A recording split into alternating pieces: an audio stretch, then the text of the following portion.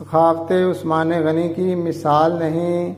حضرت ابوبکر صدیق کے دور خلافت میں لوگ قحط سالی کا شکار ہو گئے، اور جب حالات بہت خراب ہو گئے تو وہ ابوبکر کے پاس آئے اور کہنے لگے، اے خلیفہ رسول، آسمان سے بارش نہیں ہوئی، زمین سے فصل نہیں اگتی اور لوگ ہلاکت کی توقع کر رہے ہیں، ایسے میں ہم کیا کریں؟ تو انہوں نے فرمایا، جاؤ اور صبر کرو، مجھے اللہ تعالیٰ کی ذات سے امید ہے کہ شام ہونے سے پہلے پہلے اللہ تعالیٰ تم لوگوں کی مشکل آسان فرما دیں گے۔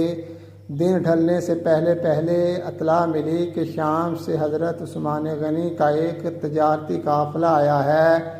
لوگ نکل کر اسے دیکھنے لگے۔ وہ 1000 اونٹوں کا قافلہ تھا جو گئیوں، تیل اور کشمش سے لدے ہوئے تھے۔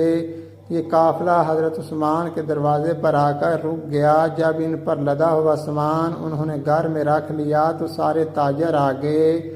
انہوں نے کہا، کیا چاہتے ہو؟ تو وہ تاجر بولے، آپ جانتے ہیں کہ ہم کیا چاہتے ہیں، جو کچھ آپ کے پاس آیا ہے وہ آپ ہمیں فروخت کر دیں۔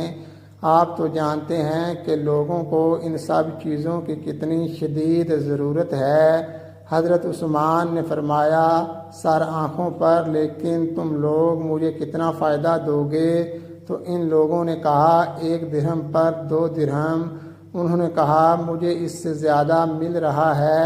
انہوں نے کہا، ہم 4 دیں گے۔ حضرت عثمان نے فرمایا، مجھے اس سے بھی زیادہ مل رہا ہے۔ تو وہ لوگ بولے، ہم 5 دیں گے۔ انہوں نے فرمایا، مجھے اس سے بھی زیادہ مل رہا ہے۔ تو وہ لوگ کہنے لگے، مدینہ میں ہمارے علاوہ اور کوئی تاجر نہیں اور ہم سے پہلے آپ کے پاس کوئی نہیں آیا، تو آخر آپ کو زیادہ کس نے دیا؟